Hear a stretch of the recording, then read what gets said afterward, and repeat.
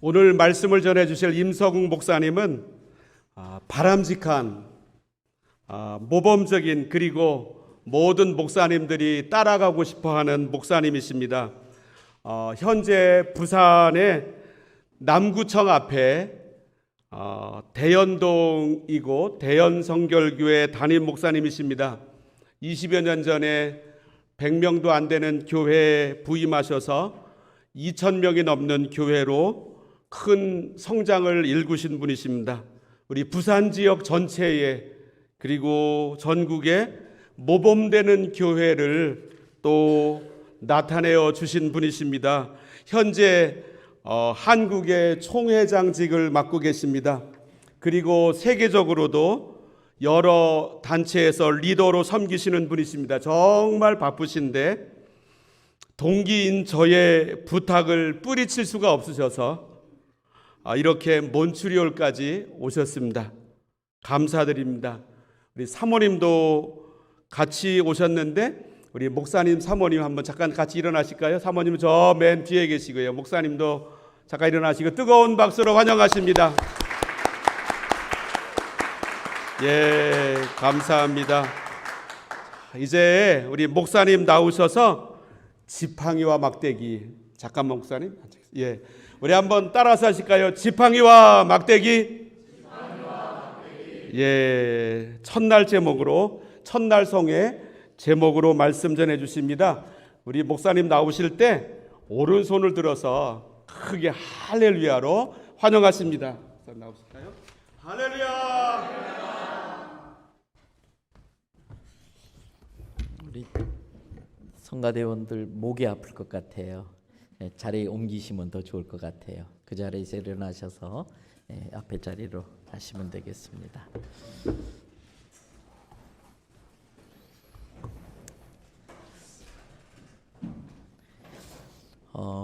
제가 어떻게 하다 보니까 많은 교회에 집회를 가게 되는데 오늘 찬양대 호산나 성가대가 인원은 많지 않은데도 불구하고 아주 찬양이 아주 수준이 퀄리티가 아주 높습니다.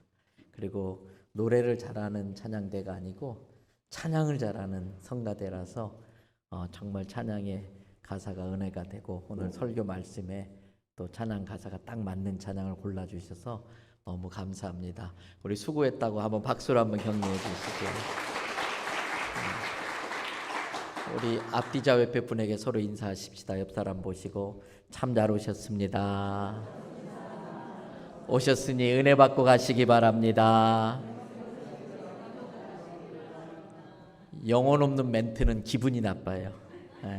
진심을 담아가지고 옆에 분에게 하나님께 복 많이 받아서 복 나누어주는 인생을 삽시다.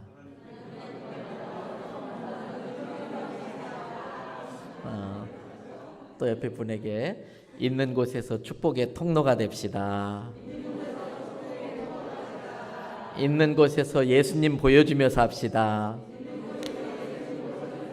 예, 마지막으로 한 번만 더 올해가 가기 전에 한 성도가 한 영혼을 주께로 인도합시다.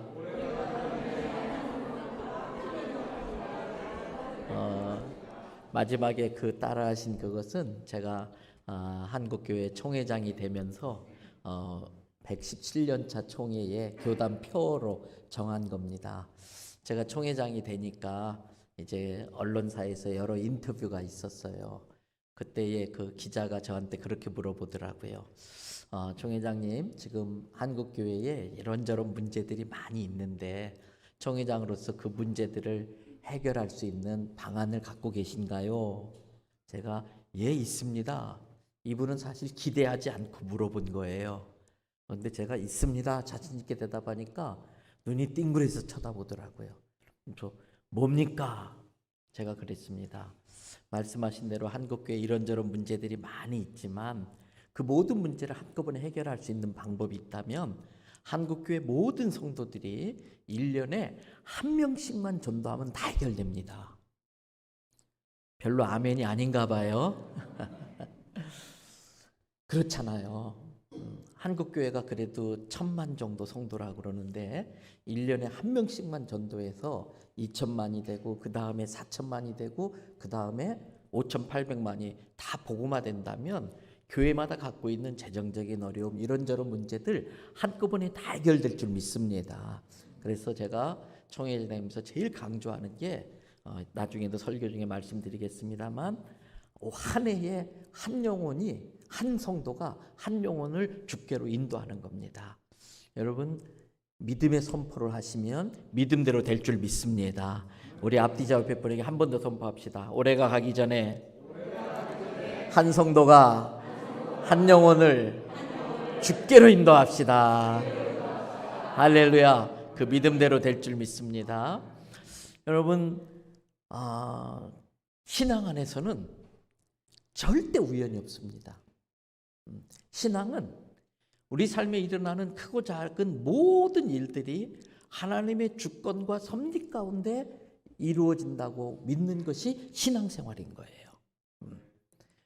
때문에 오늘 장로님이 대표로 기도하셨는데 장로님이 그 기도하신 것을 우리가 들을 때마다 아멘 아멘으로 화답해야 돼요. 아멘의 의미는 뭡니까? 예, 장로님 기도하신 대로 저로 그렇게 될 줄 믿습니다.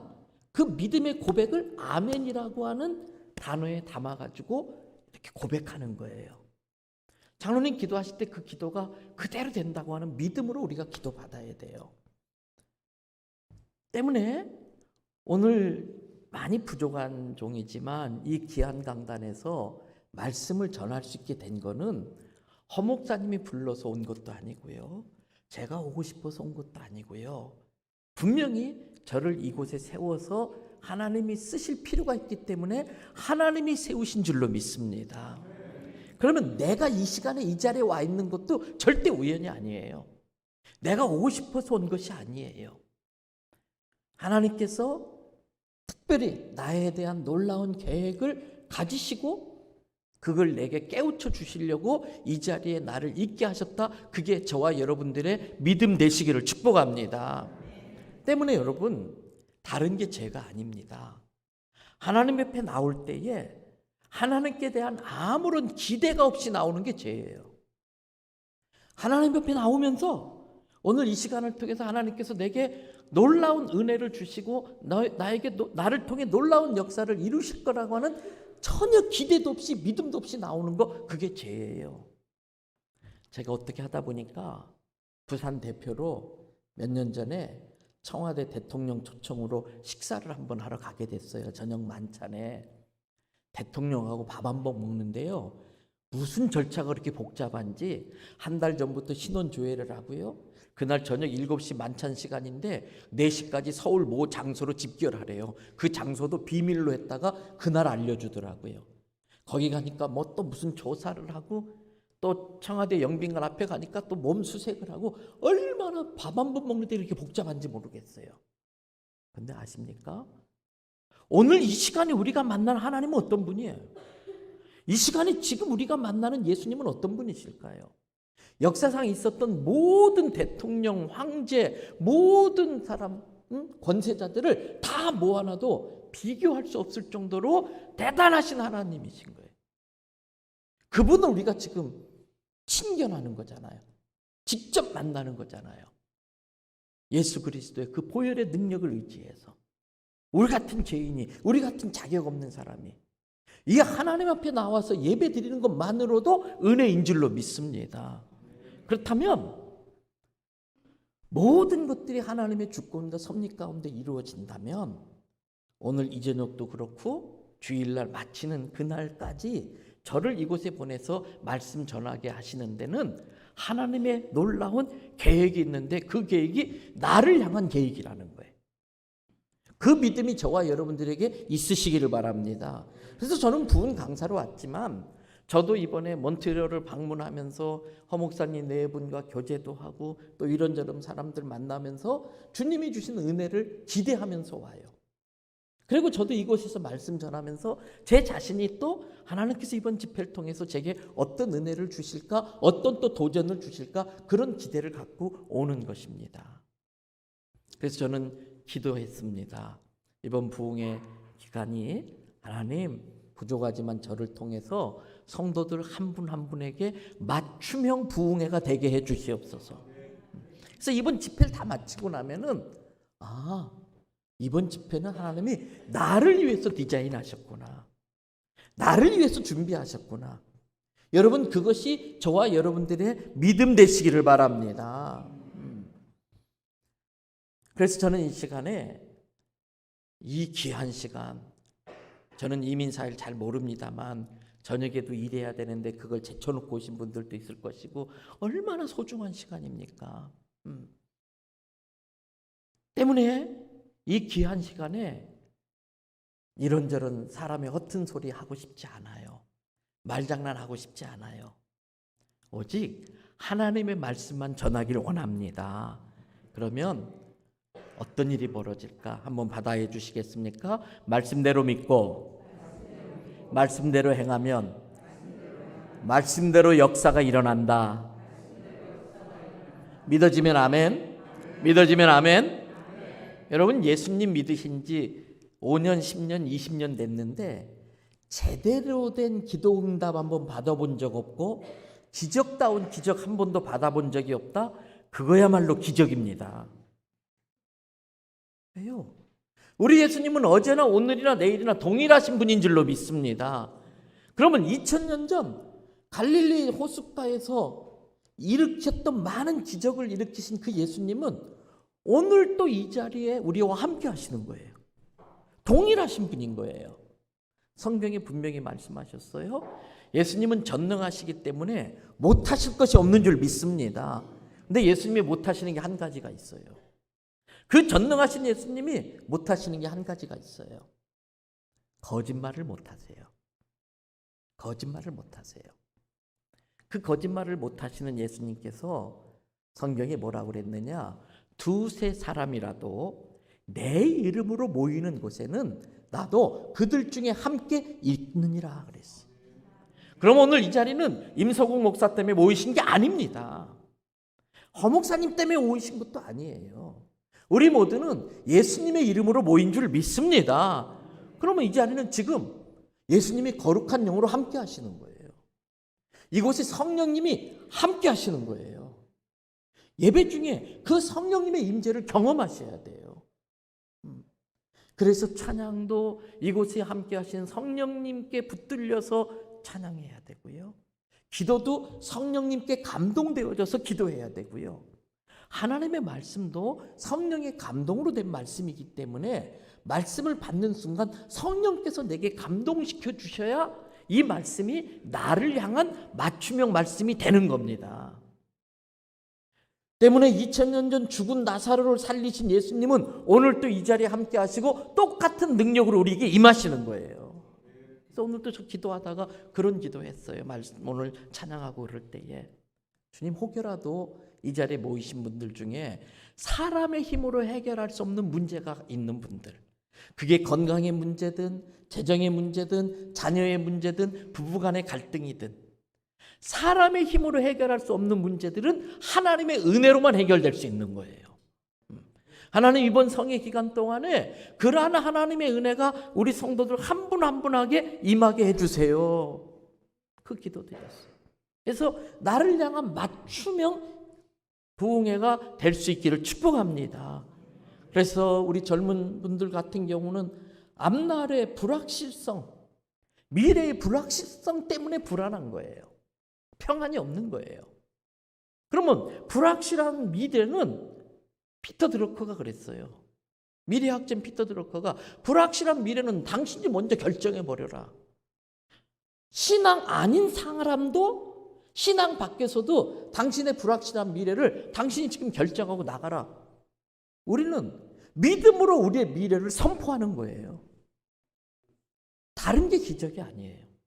오늘 말씀 듣다가 그 말씀이 내게 감동이 되고 그 말씀에 대한 믿음이 생겨서 그 말씀으로 나의 미래를 결정해 버림으로써 오늘 나를 가두고 있는 어둠이 물러가게 되기를 축복합니다.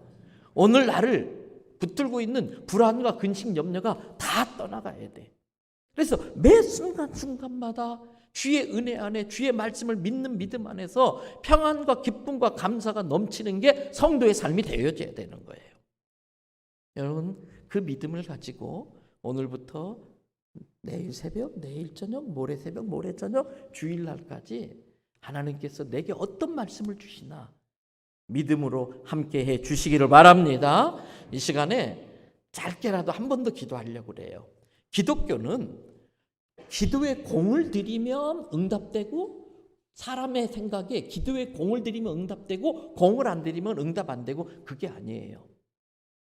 10년 기도하면 하나님이 감동돼가지고 공을 많이 들여서 기도 응답해 주시고, 한 10분 기도하면은 아이고 정성이 부족해서 기도 응답 안 해주고, 그건 미신 우상 숭배하는 사람들이나 생각하는 것이지, 기독교는요 10년 기도해도 응답 안 될 건 응답 안 돼요.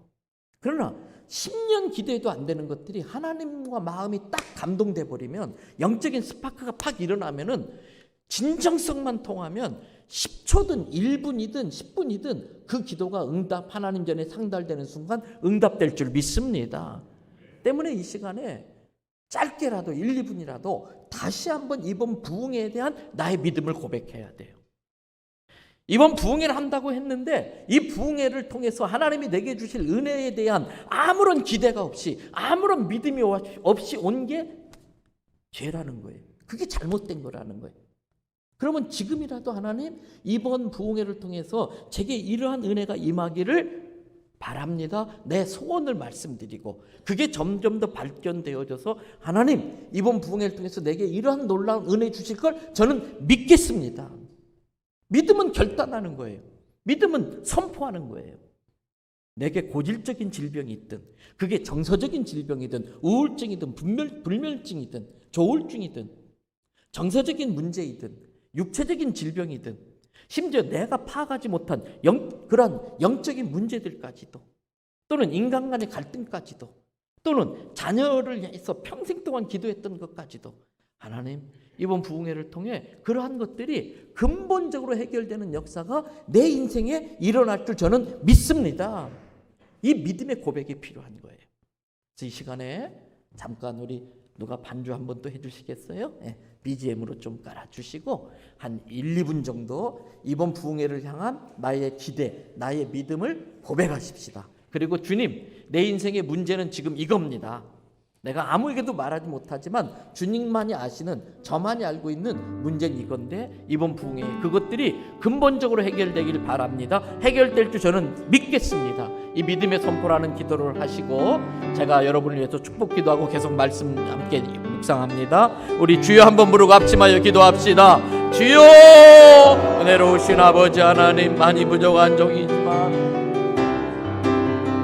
이 종을 귀한 허정기 목사님이 평생 목회하신 호산나교회에 보내서 말씀을 전하게 하시니 감사합니다. 이 시간에 제가 헛된 소리 하지 아니하고 사람의 말장난하지 아니하고 하나님의 말씀만 전하기를 원합니다. 하나님의 말씀이 좌우의 날선 검이 되어져서 혼과 영과 간절과 골수를 찔러 쪼개기까지 하게 하여 주시고, 말씀의 능력이 임하는 귀한 시간 되게 하시옵소서. 말씀의 능력이 나타나는 시간 되게 하여 주시기를 원합니다.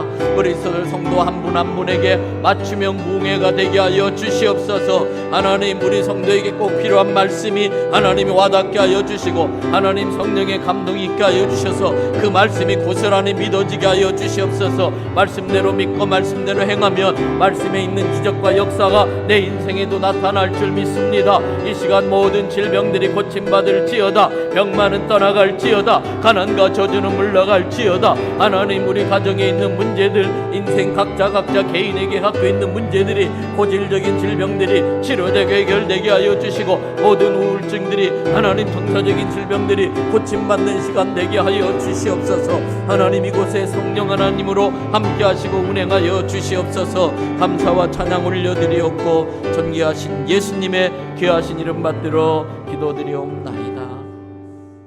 하나님, 우리 허정기 목사님 네 분이 평생을 바쳐 목회하신 이 귀한 호산나 교회에 많이 부족한 이 종인데도 이곳에 세워서 말씀을 전하게 하시니 감사를 드립니다.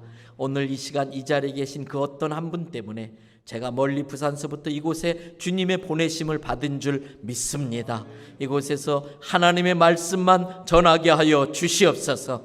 그 말씀이 좌우의 날이 선 어떤 것보다도 예리하여 혼과 영과 관절과 골수를 찔러 쪼개게 하여 주심으로 영적 대수술이 일어나게 하여 주시옵소서. 영혼이 잘 되는 은혜가 일어나게 하여 주시옵소서.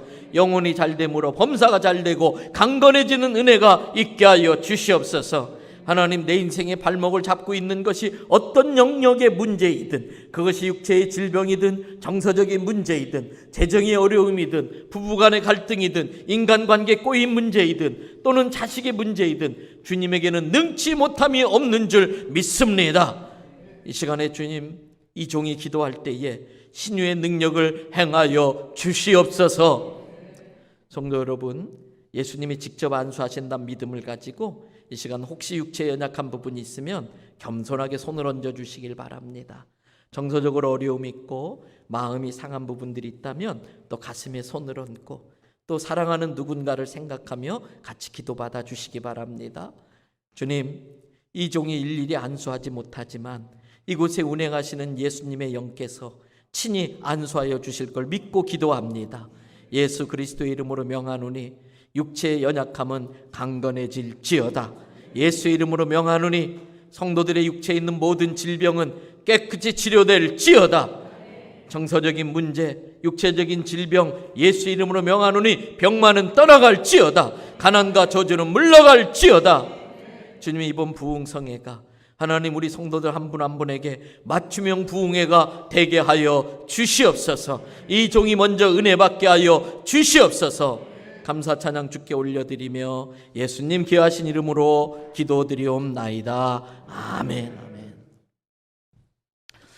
교회 다니는 성도들에게 가장 좋아하는 성경 구절이 뭔가요? 이렇게 물어봐요. 그러면 많은 분들이 신약 성경에서는 요한복음 3장 16절 하나님이 세상을 이처럼 사랑하사 독생자를 주셨으니 이는 그를 믿는 자마다 멸망치 않고 영생을 얻게 하려 하십니다. 이 말씀을 제일 좋아한다고 그래요. 구약 성경에서는 시편 1편 복 있는 사람은 죄인의 길에 서지 아니하고 이제 그것과 오늘 본문으로 택한 시편 23편의 말씀을 제일 좋아한다고 그래요. 시편 23편은 너무나 잘 아는 성경 말씀이고 많은 분들이 좋아하다 보니까 이 시편 23편으로 찬양도 많이 지어졌어요. 그런데 여러분, 시편 23편을 왜 좋아할까? 왜 많은 성도들이 시편 23편을 좋아할까 생각해 봤어요. 아마 그 이유는 2절에 있는 것 같아요. 2절 스크린에 한번 띄워놔 주시겠습니까? 2절 말씀은 다 외우시지요? 나를 다 같이 한번 암송해 봅니다. 그가 나를 푸른 풀밭에 누이시며 실만한 물가로 인도하시는도다. 말씀 그냥 띄워두시고요. 여러분, 얼마나 멋스럽습니까? 얼마나 낭만적입니까? 푸른 풀밭에, 파란 풀밭에 하얀 양들이 풀을 뜯고 있어요. 평화롭게 풀을 뜯고 있어요. 옆에 개울이 절절절절 시냇물이 흐르는데 거기서 막 물을 마시고 있어요. 현대 생활이 녹록지 않아요. 현대 생활이 얼마나 바쁘고 분주하고 스트레스가 많고 피곤한 줄 몰라요. 그러니까 모두가 피곤이 쌓여 있어요. 한국 사회는 더 심각합니다. 그래서 제가 아는 어떤 정신과 의사가 그러더라고요. 한국 국민 거의 대부분은 예비 정신병 환자다. 정신병 직전에 가 있을 정도로 분노 조절 장애, 아무것도 아닌 걸 막 욱해가지고 말도 안 되는 범죄를 저질러요. 자동차 운전하다가 조금만 끼어들어도 보복 운전을 해가지고 대형 사고가 나기도 하고, 모든 게 스트레스인 거예요. 이민 사회도 마찬가지겠죠. 그러다 보니까 우리들 마음에 로망이 있는 거예요. 편안하고 좀 모든 걸 내려놓고 쉴 수 있는. 그래서 이 시편을 읽을 때마다 그런 위로가 있기 때문에 좋아하는 것 같아요. 그런데 아십니까? 이 시편 23편은 아까 우리 집사님이 성경을 참 잘 읽으시더라고요. 앞에 그 괄호에 있는 그것까지 읽으시더라고요. 누구의 시라고 그랬어요? 다윗의 시. 다윗이 지은 거예요. 그런데 이 다윗이 시편 23편을 언제 고백했는지 아세요? 이 시편 23편은 다윗의 신앙 고백입니다. 대부분의 학자들이 이 다윗의 시편 23편은 다윗이 아들 압살롬에게 쫓겨서 도망 다닐 때 지은 시라고 그래요. 다윗의 인생에 있어서 가장 고통스럽고 가장 위험하고 언제 죽을지 내일이 기약이 없는 그 상황에서 다윗이 고백한 게 시편 23편이에요. 여러분, 어렵게 살던 사람이 좀 어려워지는 건 내성이 생겨서 견딜만 해요. 그러나 잘 살던 사람이 어느 날 망해가지고 완전히 아래로 떨어지고 나면요, 그건 너무 고통스러운 거예요. 지금 다윗은 최고의 자리에 있었어요. 근데 어느 날 갑자기 가장 사랑했던 아들, 자기가 가장 믿었던 아들인 압살롬이 반란을 일으켜가지고 하루아침에 먹을 것도 제대로 못 챙기고 옷도 제대로 못 챙기고 목숨아 나 살려라, 그리고 걸음아 나 살려라, 그리고 도망쳐 나오면서 지금 숨어 다니고 있는 거예요. 계속 추격해 오고 있어요. 언제 죽을지 몰라요. 먹는 것도 변변치 못해요. 잠도 편히 못 자요. 가장 인생의 최고의 절망의 시간, 가장 고통스러운 순간. 그러면서 어쩌면 다윗은 언제 죽을지 모르기 때문에 자기의 살아왔던 삶을 쭉 돌아봤을 거예요. 영화의 필름 돌아가듯이 어릴 적부터 그 추억들을 돌아봤을 거예요. 그때 자기 인생이 가장 행복했을 때가 언제였을까? 아버지가 다윗아, 너도 이제 컸으니까 집안일 좀 도와야지. 너도 가서 형들처럼 양들 좀 쳐라. 목동 시절에. 예, 아버지 알았어요. 도시락 싸갖고 양치러 간 거예요. 초보 목동이 뭐 알겠어요? 얼마나 낭만적이에요. 양들 푸른 풀밭에 딱 풀어놓고 풀 뜯으라고 그러고 자기는 저 언덕바지 바위에 널찍한 데 앉아가지고 비파와 수금을 드르릉 튕기면서 하나님을 막 찬양하는데 갑자기 양들이 매매매 난리가 난 거예요. 뭐야? 봤더니 늑대가 나타나서 양을 물고 가는 거예요. 양들이 막 펄쩍펄쩍 소리 지르고 난리가 난 거예요. 저놈의 늑대 쫓아갔어요. 상황 끝. 이미 양 물고 달아난 거예요. 둘째 날, 어쩌다 그런 일이 생겼겠지. 둘째 날도 또 아무렇지도 않게 바위에서 비파 타면서 따라라라 또 양들이 매 난리가, 또 늑대가 와서 물고 가는 거예요. 셋째 날부터 바짝 약이 오른 다윗이 이놈의 늑대 새끼 나타나기만 해봐라. 그리고서 돌멩이 이만한 거 갖다 놓고 기다리는 거예요. 아니나 다를까 양들이 펄쩍펄쩍 뛰는데 저기서 늑대가 살금살금 기어와요. 저놈은 늑대 돌 던졌어요. 훅 날아가더니 양 눈탱이 맞아버렸어요. 양 뒷다리 만져서 양 다리 부러지고 말았어요. 잡으려는 늑대는 못 잡고 엉뚱한 양만 잡은 거예요. 그때부터 다윗이 화가 났지요. 그래서 그 다음날 돌을 몇 종류 갖다 놓은 거예요. 이건 너무 큰데 힘은 좋은데 멀리 못 나가네. 이거는 가벼워서 멀리 날아가는데 힘이 별로 없네. 그래서 적당한 사이즈 갖다 놓고서 던지는 거예요. 나무 하나 정해놓고 던지는데 이게 맞나? 퓨 반대로 다 날아가요. 그래도 계속 던졌어요. 그랬더니 어느 날부터 던지면 그냥 나무에 그 돌이 딱딱 백발백중 맞는 거예요. 일컬어 생활의 달인이 된 거예요. 그 다음부터 늑대가 나타나면은 딱 그 시간에 기다렸다가 저놈의 늑대, 하나님이 지혜를 주셔서 야, 네 가죽 허리띠 풀러서 걷다 끼어서 던져라. 딱 하면 돌이 양 그 늑대 눈 탁 먹어 깽깽하고 달아나고 그게 계속 반복된 거예요. 그러니까 이제 양들이 늑대 나타나는 걸 신경도 안 써. 늑대가 나타나든 말든 풀 뜯고 푸른 칠만 물가에서 물 마시고 놀아. 늑대가 나타나도. 왜? 누가 있으니까? 너무 제가 어려운 거 물어봤어요? 누가 있으니까? 다윗 목자가 있으니까. 그때 다윗이 딱 생각난 거예요. 내가 지금 양처럼 대책 없는 인생이구나. 여러분, 양은요 공격할 무기도 없고요, 방어할 수단도 없고요, 발이 빠른 것도 아니고요, 덩치에 비해서 발은 짧아가지고 뛰다가 뒤뚱뒤뚱 잘 넘어지고요, 한번 넘어지면 버둥거리고 일어날 줄도 모르고요. 양은 또 시력이 나쁘기로 유명해요. 그래서 성경에 길 잃은 양 비유가 많이 나오는 이유가 양의 시력이 안 좋아서 그래요. 다윗이 가만히 자기 인생을 생각해 보니까 자기가 옛날에 돌봐주던 그 양처럼 대책 없는 인생이요. 언제 죽을지 몰라. 이 압살롬의 공격 앞에 아무런 대책이 없는 거예요. 근데 그 대책 없던 양들이 늑대가 나타나든 말든 신경도 안 쓰고 푸른 물밭에 평화롭게 놀았단 말이에요. 왜? 목자인 자기가 있으니까. 그때 다윗이 아하, 내 인생의 목자는 여호와 하나님이시구나. 이럴 때 아멘하면 큰일 나나요? 방송실 다시 한번 거꾸로 돌려주세요. 아하, 내 인생의 목자는 여호와 하나님이시구나. 마음에 갑자기 막 믿음이 쑥쑥쑥 자라는데 믿음의 배포가 이렇게 커져버린 거예요. 그래서 여러분, 우리 인생에 정말 중요한 게 시편 23편 1절이에요. 우리 같이 한번 다 같이 외워보십니다. 다 같이. 여호와는 믿어지면 아멘. 그런데 제가 청년 시절에 일반 공대를 다니다가 어떤 일 때문에 이제 목회자가 되기로 하고 일반 대학을 그만두고 이제 신학교를 준비하면서 믿음이 뜨거웠을 때예요. 옛날에는 한국 교회가 온전한 철야를 했거든요. 요즘은 짝퉁 철야가 많아요. 밤 10시부터 새벽 5시까지 온전한 철야를 했는데 새벽 2, 3시쯤 되면요, 정신이 알딸딸하고 정신이 없어요. 그때 제 후배랑 같이 이렇게 철야를 하고 있는데 정신이 알딸딸한데 제가 그랬어요. 야, 동생아, 그래도 우리 정신 차리고 같이 또 하나님 앞에 기도하자. 우리 같이 정신 차리기 위해서 찬양 하나 부르자. 근데 그 찬양을 부르면서 저도 뭔가 이상하긴 했지만 그래도 불렀어요. 그때 제가 부른 찬양이 나는 주를 기르시는 목자요, 주는 나의 귀한 어린 양. 주님이 나의 귀한 어린 양이 되어 있더라고. 근데 우리의 신앙생활이 자칫 잘못하면 그렇게 돼요.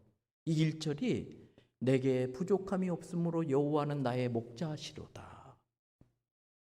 그러니까 내게 좀 어려움이 생기고 힘든 일이 생기면 하나님 정말 살아계신 게 맞나?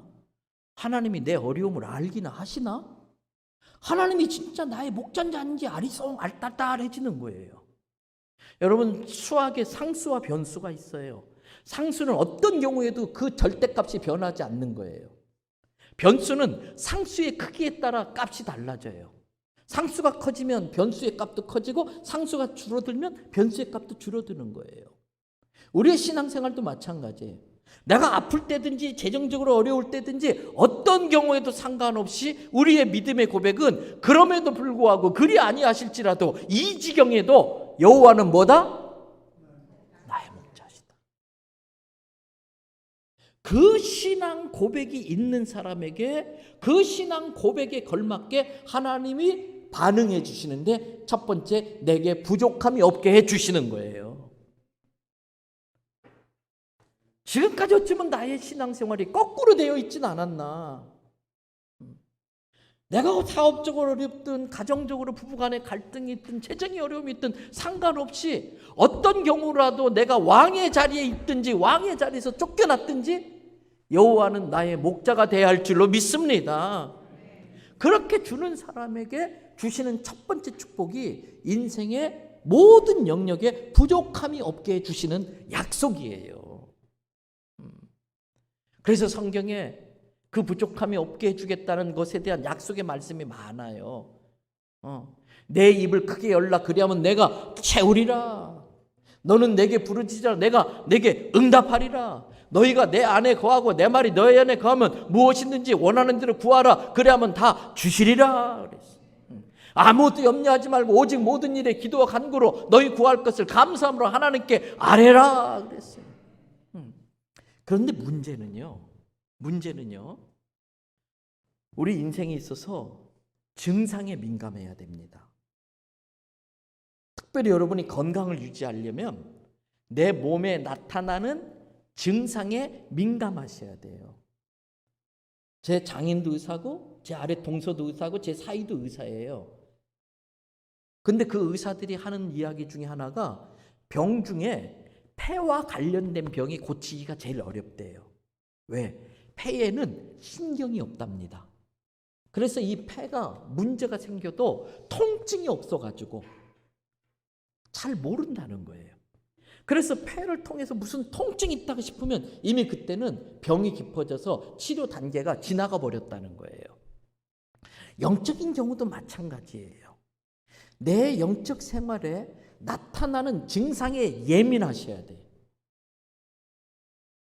그러면 증상이 예민하면은 그걸로 되는 게 아니라 그 증상이 왜 나타났을까 진단을 잘 하셔야 돼. 진단을 잘 하셔야 돼. 그래서 여러분 의사도 명의가 있잖아요. 명의는 누가 명의입니까? 그 증상에 대한 원인을 잘 찾아내는 사람이 명의예요. 증상이 원인을 찾아내야 치료법이 나오는 거잖아요. 진단을 잘해야 바른 치료법으로 바로 치료할 수 있는 거예요. 때문에 육체의 질병도요, 일반적으로 그러더라고요. 좀 병이 심각하다 싶으면 적어도 의사 3명 이상은 만나봐야 된다는 거예요. 의사 1명만 만나가지고는 오진할 수도 있기 때문에. 절대 오진하면 큰일 나지요. 오진하면 처방을 잘못 받으니까 병이 더 깊어지는 거예요. 그래서 증상에 민감해야 되고 진단을 잘해야 되고 처방을 잘 받아야 돼. 그리고 복용을 잘해야 돼. 겸손하게 복용을 잘해야 돼. 우리 영적 생활도 마찬가지입니다. 제가 이제 지금 목회하는 교회에 26년 전에 부임을 했는데 하나님의 은혜 가운데 처음 부임하니까 39평 정도, 이 예배당보다 좀 작은 한 1층짜리 비도 새는 그러한 건물에 언덕바지 판자촌 같은 데 있던 교회였었어요. 그런데 어떻게 하다 보니까 하나님의 은혜 가운데 7년 만에 이제 건축을 하게 됐어요. 그 당시에 돈으로 한 75억 정도, 네, 뭐 달러는 얼마 정도 모르겠어요. 이 건축을 해서 잘 지었는데 문제는 우리가 은행 대출을 해서 빚을 내가지고 지었거든요. 그 당시 30억 부채를 받았는데 리먼 브러더스 사태가 나가지고 금리가 한 달에 8% 정도 됐어요. 그래서 매달 이자가 2,400만 원씩 이렇게 은행에 갖다 내야 되는데 아이고 이자 낼 날이 얼마나 빨리 돌아오는지요. 어제 낸 것 같은데 금방 또 내일 이자 내야 될 정도로 빨리 돌아오는 거예요. 그러니까 이 목회가요 맨날 하나님 돈 많은 성도 보내주세요. 맨날 기도가 하나님 세상에서 잘 나가는 사업가 보내주세요. 빽 있는 사람 보내주세요. 맨날 기도를 그거 했어요. 그런데 그런 성도들이 뭐 교회 들어오나요 쉽게? 그러니까 이제 막 이자에 대한 스트레스도 있지, 교회 부흥에 대한 스트레스가 있지, 그러니까 막 예민해진 거예요. 사람이 짜증스러워진 거예요. 그러면서 이제 그 문제를 놓고 어느 날 막 새벽에 기도하는 거예요. 근데 성령님께서 갑자기 저한테 그러더라고요. 야, 임 목사야, 네가 부족한 게 진짜 돈이냐? 네가 부족한 게 세상에서 잘 나가는 사람이냐? 딱 그한테 물어보는 거예요. 그때 아차 싶어가지고 가만히 이제 묵상을 하는데 이 예배당을 지을 때에 기도하고 하나님의 응답받고 시작했거든요. 하나님의 허락에서 응답받고 시작했거든요. 그러면 이 예배당 짓고 모든 부채를 갖고 하는 것은 하나님이 책임져 준다는 믿음으로 시작했는데 당장 현실 앞에 닥쳐오는 그 상황 때문에 그 믿음이 흔들린 거예요. 그래가지고 제가 하나님 돈 보내주세요. 오진한 거예요. 오진. 내게 문제가 돈이 문제구나. 이 오진한 거예요. 그러니까 처방을 뭐로 했어요? 돈 달라고 기도한 거예요. 그때 제 마음속에 그날 새벽에 회개하면서 하나님 제가 믿음이 없어서 이 이자 때문에 걱정했습니다. 부자 하나님에 대한 믿음이 없고 이 예배당을 지으라고 허락하신 하나님에 대한 믿음을 내가 잃어버려서 근심 걱정 염려하고 그러다 보니까 감사할 줄 몰랐어요. 그날 새벽 기도하는데 이 어려운 가운데 우리 성도들이 헌금하는 성도들이 얼마나 귀하고 얼마나 감사한지. 근데 볼 때마다 헌금 더 많이 안 한다고 짜증내고 막 혼내고 그랬단 말이에요. 그러니까 처방을 진단을 잘못하니까 처방전을 하나님 앞에 잘못 구했던 거예요. 그러니까 더 악화가 된 거예요. 그날 막 회개하고서 하나님 저의 믿음 없음을 용서하여 주세요. 하나님 이렇게 좋은 예배당을 지었는데 감사하지 못한 것 용서해 주세요. 이 성도들 감사할 줄 모르고 품지 못했던 거 용서해 주세요. 막 기도하면서 이제 처방을 다르게 한 거예요. 하나님 제게 믿음 주시옵소서. 남의 기도라고 아멘 안 해주시네요. 방송실 다시 한번 거꾸로 또 돌립시다. 하나님 제게 믿음 주시옵소서. 하나님 앞에 막 그걸 구하는데 그날 새벽에 기도하는데 실제로요 믿음이 쑥쑥쑥 막 자라는 거예요. 딱 새벽 기도하고 나오는데 세상이 달라 보여요. 내일 이자 날 날인데도 걱정이 하나도 안 돼. 왜? 망해도 하나님이 망하는 거고, 부도나도 하나님이 부도나는 거고, 나야 뭐 심부름한 건데 뭐 걱정이 하나도 안 되는 거예요. 그러면서 막 감사가 넘쳐나면서 찬송이 저절로 저도 모르게 나오는 거예요. 그러면서 막 설교가 막 축복의 설교가 되고 긍정의 설교가 되니까 교회가 분위기가 싹 좋아지는 거예요. 제가 그때 깨달은 게 있어요. 교회 부흥은요, 열심으로 되는 게 아니라 분위기가 좋으면 부흥합니다. 아이, 또 테이프 새로 돌릴 수도 없고 이거. 네. 교회 부흥은 분위기 좋으면 부흥합니다.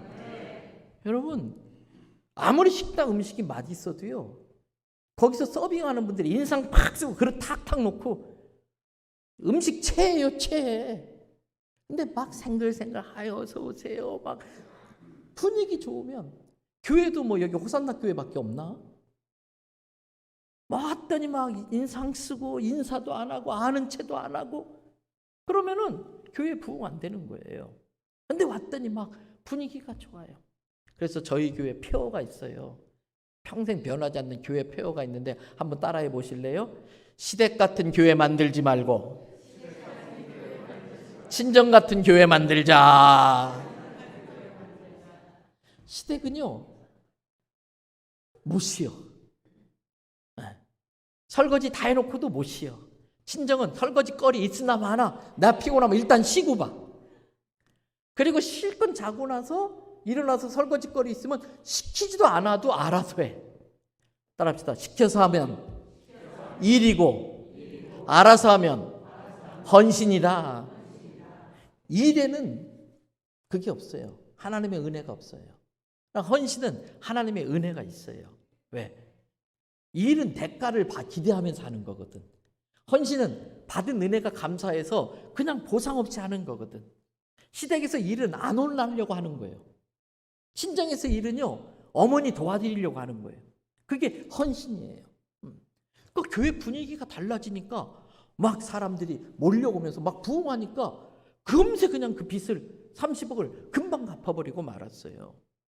여러분, 여호와가 나의 목자라고 하는 믿음이 있으시기 바랍니다. 그럴 때에 내게 부족함이 없게 해주세요. 다만 진짜 내게 부족한 게 뭔지를 알아야 되는 거예요. 이번 부흥의 기간 동안 내게 부족한 게 뭔지를 정확히 파악하시기를 바랍니다. 가장 먼저 영적으로 부족함이 없어야 돼. 잘 아시는 거 따라합시다. 영혼이 잘 돼야 범사가 잘 되고 강건해진다. 믿어지면 아멘. 때문에 영적인 문제를 해결하는 기도부터 하셔야 돼. 그리고 그 영적인 것으로 인해서 생긴 믿음을 가지고 범사를 지배할 수 있어야 돼. 그래서 우리 인간은 내일 저녁에 좀 그 말씀 드리겠습니다만은 똑같이 다른 짐승과 똑같이 창조되어졌어요. 그래서 소나 돼지나 인간이나 신체 기능으로 보면 생물학적으로는 메커니즘이 똑같아요. 먹고 소화시키고 싸고, 먹고 소화시키고 배설시키고, 지렁이도 먹고 소화시키고 배설시키고. 그런데 하나님이 사람을 맨 마지막에 지었어요. 하나님의 창조 능력이 완전히 집약되어져서 모든 피조물 중에서도 가장 기능이 탁월한 게 우리 사람이에요. 다만 사람과 짐승의 다른 점이 있다면 사람에게만 마지막으로 모든 짐승과 똑같이 창조해놓고 다른 짐승과 다른 것 딱 한 가지가 있었어요. 사람의 코에다가 하나님이 어떻게 했어요? 생기를 불어넣으니까 생명이 되었다. 영이 된 거예요. 그래서 사람은 영적 세계의 지배를 받게 돼 있어요. 그래서 눈에 보이지 않는 세계가 눈에 보이는 세계를 다스리는 거예요.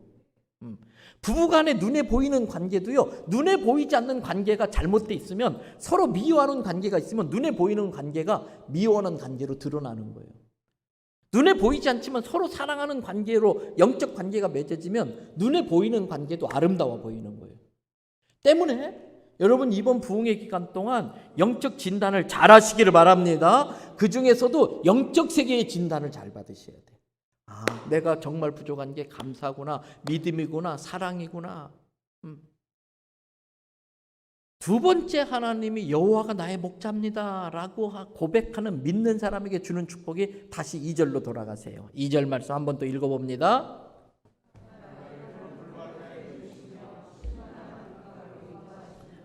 이걸 한마디로 말하면 평안이에요. 평안. 평강. 아까 그 다윗이 치던 양떼들이 늑대가 나타나도 아무 걱정 없이 누울 수 있었던 것은 여호와가 나의 목자시니까 지금 내 사업에 늑대가 임했든 내 자식의 인생에 어두움의 그늘이 끼었든 여호와가 목자시니까 필요해서 이 늑대를 보내가지고 나로 하여금 정신 차리게 한다든지 뭐 질병을 통해서 하나님의 은혜가 아니면 안 된다는 걸 깨우쳐 준다든지 재정의 사업의 어려움을 통해서 물질의 노예가 되는 것, 그 물질 때문에 가족들끼리 분란이 일어나고 이런 걸 막으시든지 무슨 뜻이 있든지 때리는 데는, 부모가 자식을 때리는 데는 다 뜻이 있어요. 부모가 자식을 때리는 거는 궁극적인 목적은 사랑이에요. 그러니까 내게 닥치는 그 어려움도 하나님의 매로 생각하면 그 매는 사랑의 매인 거예요.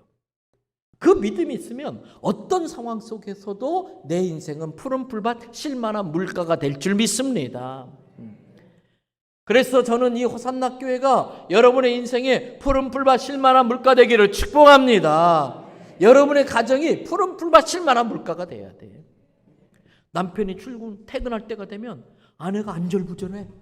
막 어쩔 줄 모르고 막 긴장하고 땀을 삐질삐질 흘리고, 이건 지옥이지요.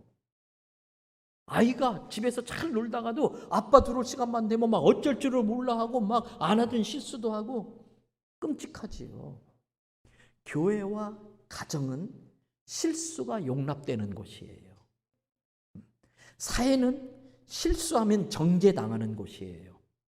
정죄는, 죄를 정하는 정죄는 정죄당할 일이 없으신 하나님만 하실 수 있는 게 정죄예요. 근데 우리는 자칫 잘못하면 자기가 의로운 줄 알아서 교회 안에서 자꾸 정죄해. 서로 가정에서도 자꾸 정죄해요. 정죄하는 곳은 지옥이에요. 심판 있는 곳에만 정죄가 있는 거예요. 그러나 가정은 심판받는 곳이 아니고 죄가 용서받는 곳이에요. 정죄받을 두려움이 없는 곳이 교회와 가정이 돼야 돼. 그게 푸른 불밭 쉴만한 물가예요. 그러니까 남편이 오는 게 막 기다려지고요. 아버지가 오는 게 막 오늘 올 때 또 뭘 사갖고 들어오시나, 어떤 간식 사오거나 막 기대가 돼야 돼. 이게 천국 가정이에요. 저는 여러분의 가정이 예수님이 목자가 되어 주셔서 푸른 불밭 쉴만한 물가 되기를 축복합니다. 네. 그런데 푸른 불밭 쉴만한 물가에서 뭐 해야 되느냐? 목자가 양을 푸른 불밭에 데려간 이유는 뭘까요? 널브러져 자라고? 그것도 있지만 근본적인 목적은 뭐라고 데려갔을까요? 너무 어려운 것만 물어보고 있나요? 이렇게 고민해야 될 질문인가요? 뭐하러 데려가요? 풀을 뜯어먹고 물을 마시라고. 풀을 뜯어먹고 물을 마시라고. 어느 날 제가 갑자기 설교 워딩이 안 되는 거예요. 컴퓨터 앞에 섰는데 설교문이 안 작성되는 거예요. 그리고 문제가 생기면 제가 외면하는 거예요. 교회 안에 문제가 생기면. 그리고 그 문제는 담임 목사인 제가 개입하면 해결될 수 있는 건데도 모르는 척해. 또 사람 만나기가 싫어요. 교인이 저기서 오면 쓱 피해버려. 안 만나려고. 너무 힘든 거예요. 왜 그럴까? 진단을 했어요. 제가 양이라는 걸 잊어버린 거야. 주님의 심부름으로 양치는 일은 열심히 해서 교회가 막 부흥되는데 제가 양이라는 걸 잊어버리고 꼴을 안 먹은 거예요. 푸른 풀밭에서 꼴을 안 먹은 거예요. 영적인 존재이기 때문에 하나님의 말씀은 영의 양식인데 제가 영의 양식을 먹지 않고 양들에게만 먹이려고만 하다 보니까 제 영혼이 삐쩍삐쩍 말라간 거예요. 영혼이 잘 돼야 범사가 잘 되는데 내 영혼에 문제가 생긴 거예요. 그러니까 막 짜증스럽고 원망하고 투덜대고. 그럼 어떤 일이 벌어지는가? 말씀은 적용해야지 이용하면 안 돼. 근데 저는 말씀을 저한테 적용하려고는 하진 않고 설교에 이용을 해 먹었어. 그리고 말씀을 종종 연구하지 않으면 오용해요. 오용. 이단들의 대표적인 특징은요, 말씀을 자기들 교리에 꿰맞춰서 말도 안 되게 해석해요. 오용도 그런 오용이 없어요. 조금만 신학 공부한 사람 보면은 배꼽 작을 만큼 엉터리로 이렇게 갖다, 특별히 신천지 같은 경우는 별별 걸 갖다 다 끼워다 맞춰버려요. 엉터리도 그런 엉터리 해석이 없어요. 오용하는 거예요. 그리고 아무데나 말씀 갖다 막 남용을 해. 우리들이 많이 남용하는 말씀 중에 하나가 뭔지 아세요? 마음은 원이로 돼 육신이 약하여. 새벽기도 나오고 싶어도 마음은 원이로 돼 육신. 말씀을 막 아무데나 막 남용하는 거예요. 심지어 더 문제는요, 말씀을 악용해요. 이단들의 궁극적인 목적은 돈입니다. 모든 이단의 목적은 돈 빼내는 데 있어요. 그런데 하나님의 말씀으로 협박하기가 딱 좋거든요. 그래서 한국의 유명한 이단 중에 하나가 멀쩡하게 목회 잘하던 교회였었어요. 근데 이 목사님이 이단에 빠져버린 거예요. 그래가지고 딱 새벽 3시 되면 돈 많은 성도 집에 전화해요. 가지고 집사님, 오늘 제가 집사님 가정 위해서 철야로 기도하는데 갑자기 성령님께서 집사님 가정에 이런 문제를 제게 보여주셨어요. 당장 지금 1,000만 원 준비해서 기도받으러 오세요. 겁 잔뜩 주고. 그게 이단인 거예요. 근데 성도들은 그것도 모르고 이단은요 다 똑같아요. 달을 이자 끝단자요. 그 끝에 뭐가 있느냐? 독이 묻어 있는 거예요. 근데 그걸 모르고 이단 쫓아가다가 집안 다 말아먹고 자식 다 말아먹는 그런 게 벌어지잖아요. 여러분, 때문에 말씀은 이용하거나 오용하거나 남용하거나 악용하면 안 돼. 말씀은 뭐 해야 된다? 적용해야 돼요. 근데 우리는 자꾸 다른 사람이 말씀을 적용하면 사나 안 사나 여기에 관심이 많아. 부흥회 참석하면서도 김 집사가 와서 들어야 되는데 저 말씀은 이 집사가 들어야 되는데 다 같이 말씀은 나 들으라고 하는 거다. 허 목사님 설교하는데 가끔 어떤 분이 목사님 누가 나에 대해서 일렀지요. 오늘 그 설교 나보고 한 거지요. 다 같이 듣기는 잘 들었네. 나보고 한 설교요 그거는. 찔리는 게 은혜예요. 말씀 듣고 찔리는 게 은혜예요. 말씀 듣고 아파야 돼. 왜? 말씀은 좌우에 선 어떤 것보다도 예리해가지고 혼과 영과 관절과 골수를 찔러 쪼개는 거잖아요. 영적 대수술이 일어나야 사는 거예요. 저는 허 목사님이 자기 교회 자랑만 하지 어떤 이야기를 안 해줬어요. 질투날 정도로 뭐 우리 교회 장로님은 어떻고 막 우리 성도들은 어떻고 우리 교회도 그런 장로님 있어요. 저는 이 교회 잘 몰라. 그러니까 말씀대로 그냥 말씀 전할 거예요. 그런데 어떤 분이 이게 확 찔려 꼭 나한테 하는 소리 같아. 그건 은혜입니다. 왜? 지금 주님이 그 영혼을 사랑해서 영적으로 중병 걸려서 죽기 전에 살리려고 말씀으로 지금 수술하고 있는 거예요. 깨달아지면 아멘? 네. 그러니까 푸른 풀밭에서 음식을 먹어야 되고요. 생명수의 물을 자꾸 마셔야 돼. 저는 이 호산나교회 강단에서 말씀이 넘쳐나기를 축복합니다. 생수의 강이 흘러가기를 바랍니다. 여러분 말씀이 나오잖아요. 에레미야의 말씀에 여기서 막 물이 쏟기 시작하더니 발목을 채우고 무릎을 채우고 허리를 채우고 강을 쫙 이뤘는데 그 강가에 시절을 쫓아 푸른 이파리와 잎사귀와 가시를 맺는 나무들이 쫙 열리는 거예요. 이 허목사님을 통해서 하나님이 주시는 그 말씀이 영의 양식이 되고 생명수가 되어서 여러분의 인생나무에 하나님의 은혜 열매들이 맺어지기를 축복합니다. 이게 얼마나 큰 축복이 뭔지. 그러면 말씀을 먹고 있다고 하는 대표적인 증거들이 있어요. 말씀을 제대로 먹으면 나타나는 현상이 있어요. 그게 3절입니다. 자, 3절 말씀 다 같이 또 읽어보십시다. 함께 시작.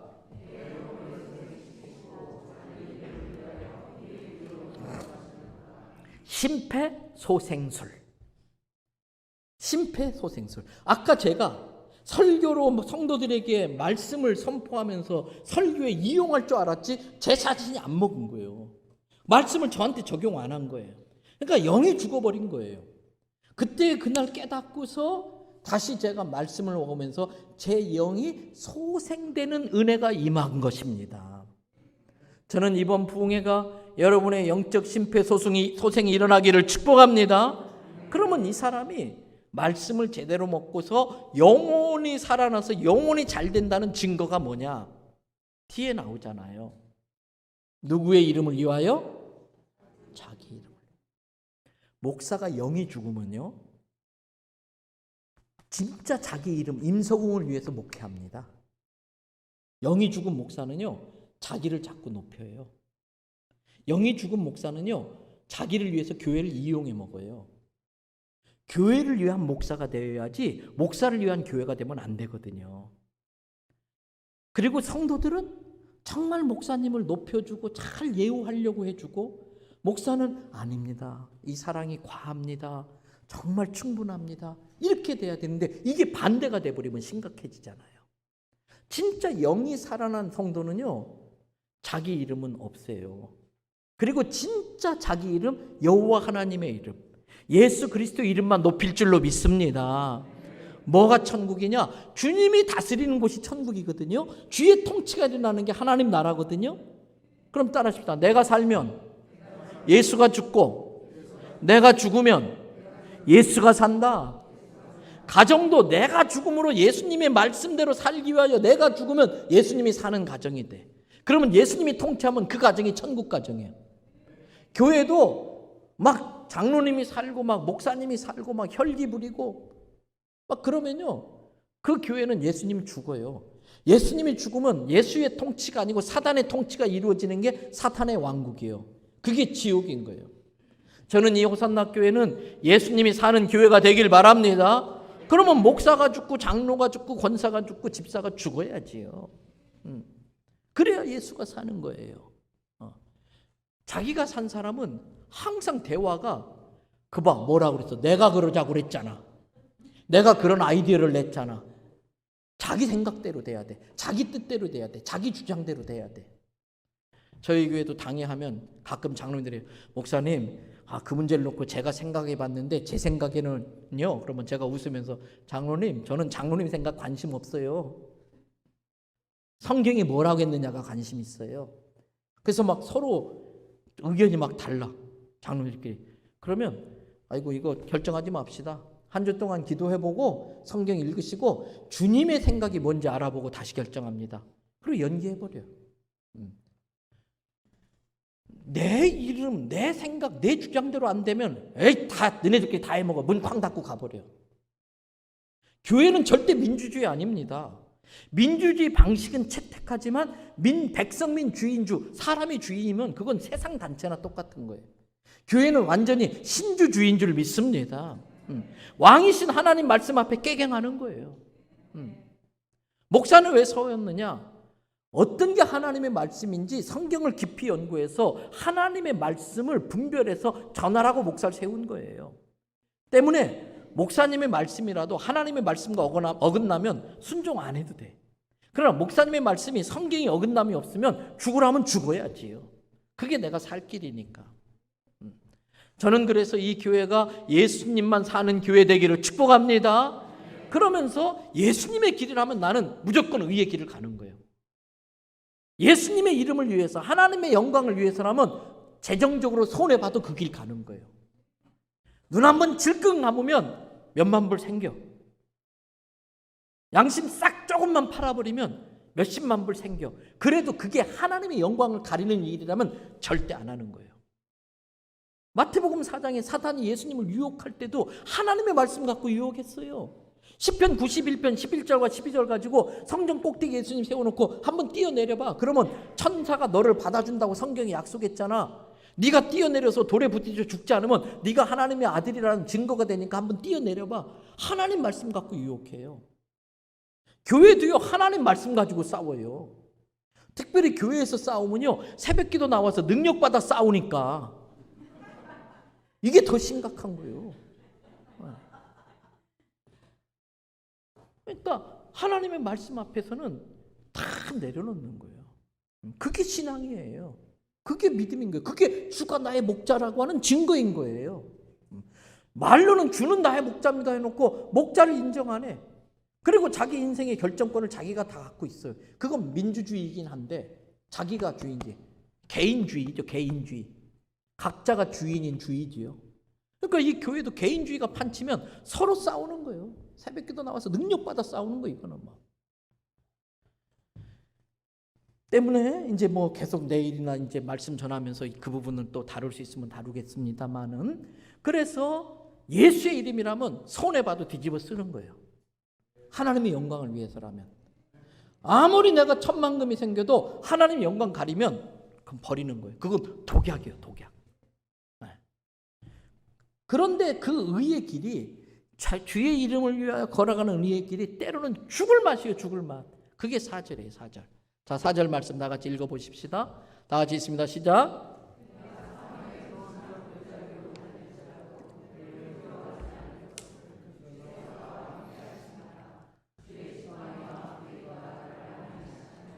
여호와의 이름을 위하여 의의 길을 걸어가는데 때로는 그게 사망의 음침한 골짜기예요. 근데 여러분 아셔야 돼요. 목자는 양을 일부러 골탕 먹이는 법은 없어. 그런데 사망이 도사리고 있는 걸 알면서도 굳이 그 골짜기를 지나게 하는 데는 이유가 있어. 왜? 그 골짜기를 통과해야만이 또 다른 푸른 풀밭이 나와.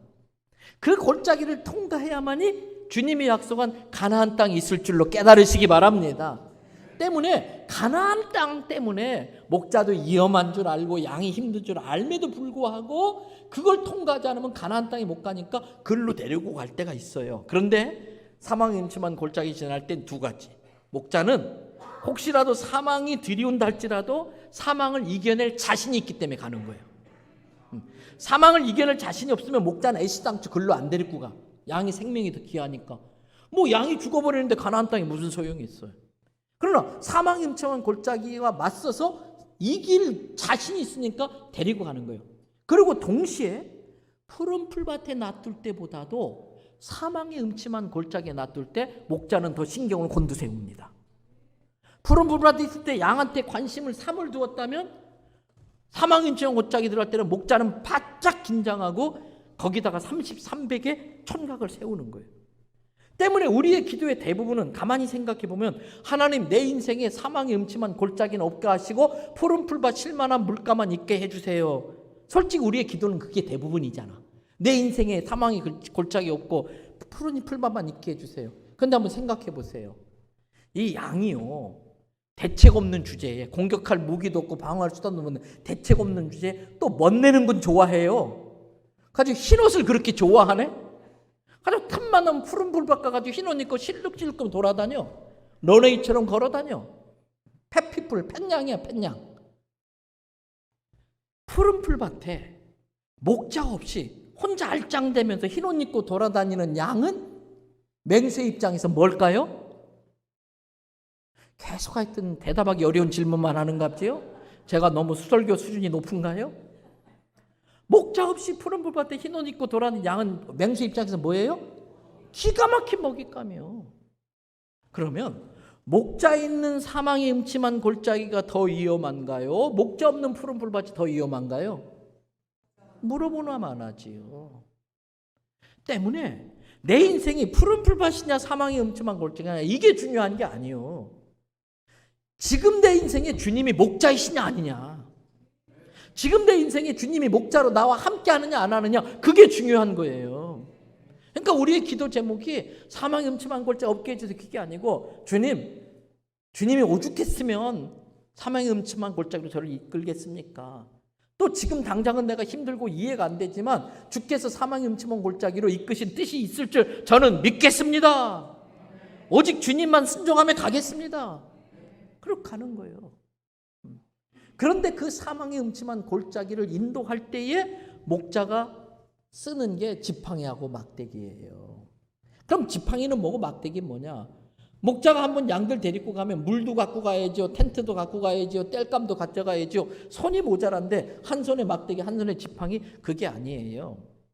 한 손에 지팡이를 딱 들고 다니다가 양들 중에 뒷단에 똑똑한 양, 항상 뒷단에 똑똑한 양이요, 고개 쭉 내밀고 야 저기 있는 풀 맛있다, 맛있는 건 용케도 알아. 그럼 막 가요. 근데 그건 늪에 난 풀이에요. 그거 먹다가 늪에 빠져 죽어. 야, 저기 있는 물 때깔 곱다. 때깔 좋은 건 잘도 알아. 근데 그건 독 있는 풀이에요. 양은 맛을 생각하고 색깔을 보지만 목자는 늪을 알고 독을 알아요. 그때 목자가 여기 지팡이에요. 진짜 똑똑한 양은요, 아차, 저게 맛있을지 모르지만 늪이구나, 저게 독이 있구나, 얼른 돌아서. 근데 집단이 똑똑한 양의 특징이 있습니다. 고집이 셉니다. 남의 말 안 듣습니다. 집단의 똑똑한 성도의 특징이 고집이 세고 남의 말 안 들어. 그럼 어떤 일이 벌어질까? 여러분, 어릴 때 애들 키워요. 오랜만에 집에 손님이 오면요, 애들이 약간 업이 돼가지고 흥분해가지고 손님 백 믿고 까불어요. 너무 까불면 엄마 눈에서 레이저가 나갑니다. 찌릿 쏩니다. 진짜 똑똑한 애는 아차, 그리고 눈치 보고서 지방에 슬금슬금 들어가서 만화책을 볼지언정 공부하는 척이나 돼. 근데 멍청한 집단에 똑똑한 애는 어떻게 하는지 아세요? 엄마 눈에서 레이저가 싹 나가면 저를 보세요.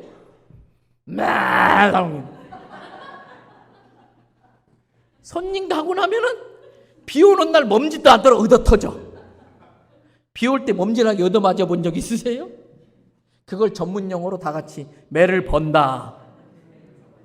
우리 성도들 중에도 매를 버는 성도들이 있어요. 때문에 그때에 고집 부리면서 가는 그 양을 죽게 놔둘 수는 없잖아요. 그러니까 지팡이를 거꾸로 들어서 굵은 대로 큰 데 내려치는 그게 막대기예요. 왜? 다리 몽둥이를 부러뜨려서라도 살려야 되니까.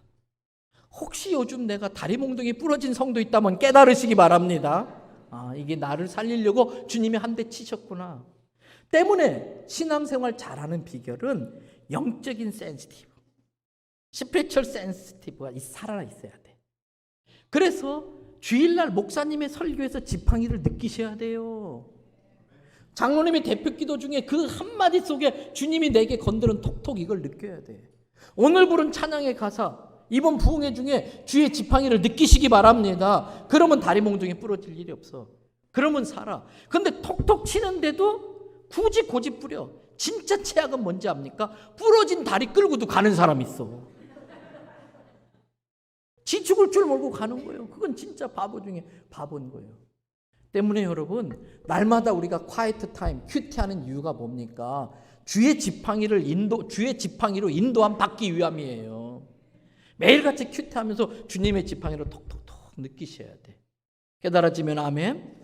그래서 목사는 성도들에게 한마디 할 때에 그냥 안 합니다. 그 성도의 영적 상태를 살피면서 저 집사님 신앙생활이 예전 같지를 않은데, 저러면 안 되는데, 저분 요즘 기도생활이 예전 같지를 않아, 저분 요즘 헌신이 예전 같지를 않아, 고민하다가 한마디예요. 집사님 요즘 기도가 예전 같지 않아요. 거기에는요 10마디 100마디가 숨어 있는 거예요. 그걸 지팡이로 느끼셔야 돼. 그러면 그 영혼이 살아날 줄로 믿습니다. 그래가지고 딱 가는 거예요. 때문에 내가 사망의 임침한 골짜기를 갈지라도 주께서 나와 함께 하시면서 지팡이로 안내하시면서 안전하게 호위해가지고 어디로 쫙 가느냐? 5절 말씀 보세요. 5절 말씀 다 같이 읽습니다.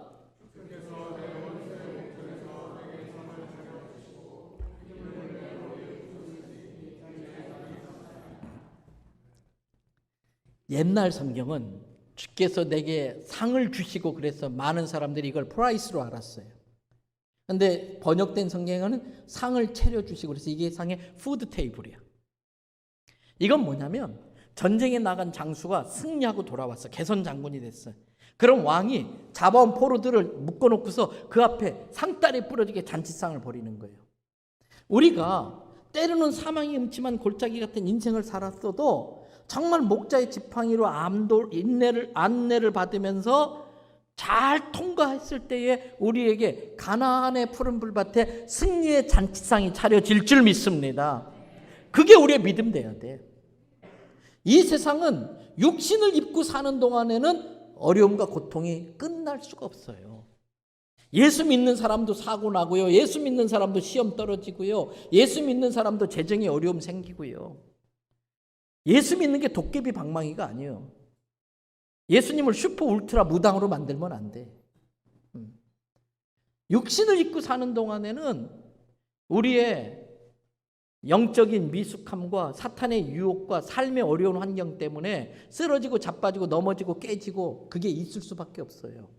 때문에 여러분, 여기에서 우리가 알아야 될 것은 그리스도인의 삶의 태도, 성공, 그건 마귀가 만든 프레임이야. 마귀가 만든 성공 프레임에 빠지는 순간 나도 불행해지고 내 자식도 불행해져요. 때문에 그리스도인의 삶의 골, 목표는 성공이 아니라 승리입니다. 나의 죄성과 연약함으로부터의 승리. 나를 유혹하고 공갈 협박하는 사단의 공격으로부터의 승리. 때로는 나를 좌절시키고 절망시키는 삶의 환경과 미성숙해서 허락도 안 했는데 함부로 내 인생에 끼어들어서 태클 걸어가지고 나를 힘들게 하는 그 사람으로부터의 승리.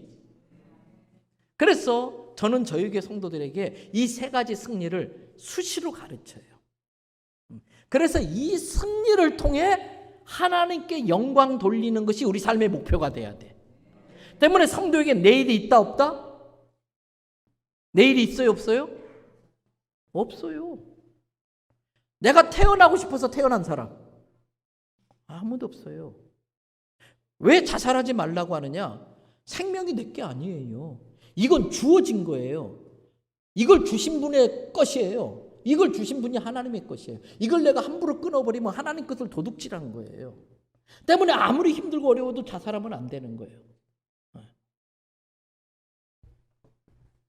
때문에 그 생명을 주신 분에 대한 믿음을 가지고 아무리 힘들고 어려워도 이겨내야 되는데, 그 삶의 목표가 사단이 짜놓은 프레임, 성공에 빠지는 순간 우리는 계속해서 경쟁해야 되고 좌절할 수밖에 없고 시기 질투할 수밖에 없고, 이것에 대한 자세한 이야기는 내일 저녁에 좀 더 할 거예요.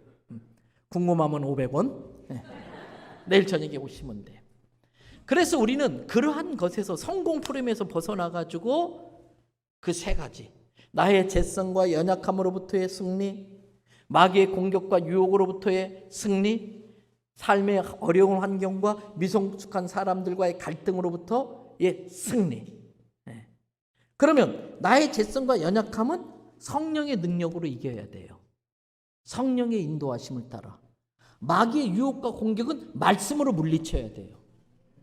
내 삶의 어려움으로부터 오는 좌절은 믿음으로, 나를 힘들게 하는 사람은 사랑과 용서로 이겨내야 돼.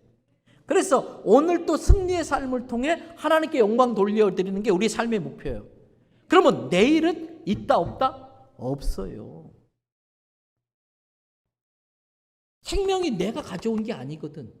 그러니까 주님이 가져가면, 오늘 밤도 가져가면 그만인 거예요. 그러니까 우리는 물론 성경에 내일을 예비하고 준비하라고 했지만 내일은 내가 책임질 수 없으니까 내 것이 아닌 거예요. 그러니까 오늘 하루의 삶을 통해서 주께 영광 돌리며 살아가는 게 우리 삶의 자세가 돼야 할 줄로 믿습니다. 그러면서 그렇게 승리의 삶을 살아가는 사람에게 주께서 계속 공급해 주시는 게 있는데, 그게 내 잔이 넘치게 하는 거예요. 때문에 여러분, 성도는 싸가지가 있어야 돼. 그 싸가지가 뭐냐? 싸가지가 뭐냐? 주신 것에 자족할 줄 알아야 돼요. 그리고 주신 것에 만족할 줄 알아야 돼. 만족해 하시는 하나님에 대한 감사가 있어야 돼. 그럴 때에 풍족하게 주시는 걸 베풀 줄 알아야 돼. 다시 한번 강조할게요. 내게 어떤 상황이 되어졌든 내 모든 삶이 하나님의 주권 가운데 있다고 하는 믿음을 가지면 지금 내게 주어진 것에 스스로 만족할 줄 알아야 돼. 이게 자족이야.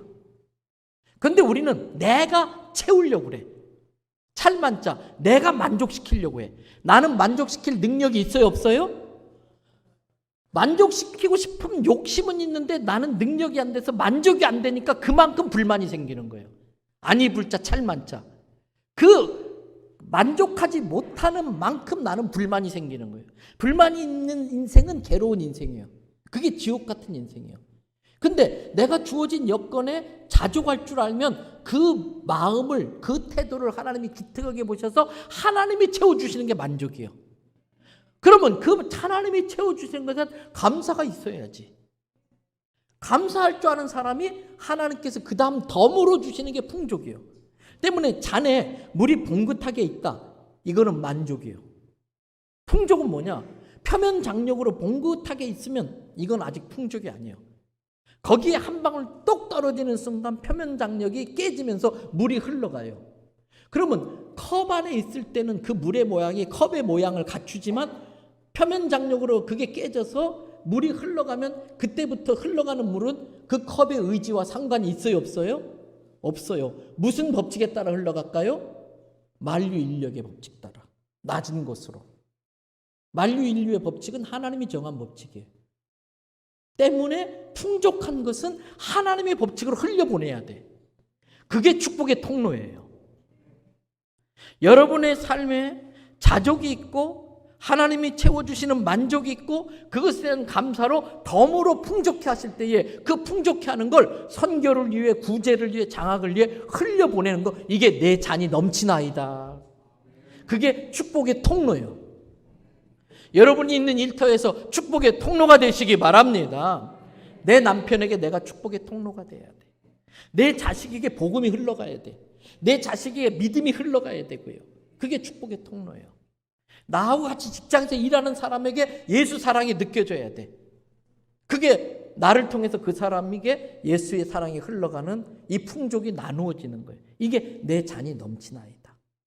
성경에서 그런데 이 기름은 기름을 내 머리에 부으셨으니, 성경에서의 기름은 첫째는요, 신유입니다.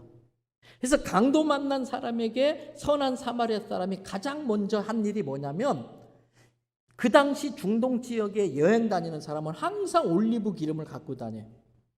엑스트라 버진 올리브 기름을 갖고 다녀요. 그리고 상처를 받으면 바로 그걸 발라. 왜? 감염되지 말라고. 기름막을 형성해서 감염되지 말라고. 그래서 성경의 기름은 신유의 은사예요. 특별히 목사에게는 하나님께서 목회에 유익하도록 두 가지 권세를 기본적으로 주는데, 입술의 권세예요. 목사의 입술에 축복권이 있는 걸 믿으시기 바랍니다. 그리고 목사에게 기본적으로 주는 권세가 신유의 권세예요. 그래서 여러분, 의학도, 의사의 의술도, 약사의 그 약사도, 약조제도 하나님이 주신 지식으로 만들었기 때문에 신유의 영역에 들어가는 건 맞아요. 그래서 교회 다니는 사람도 병 걸리면 의사 치료받고 약도 먹어야 돼. 근데 다른 점이 있어요.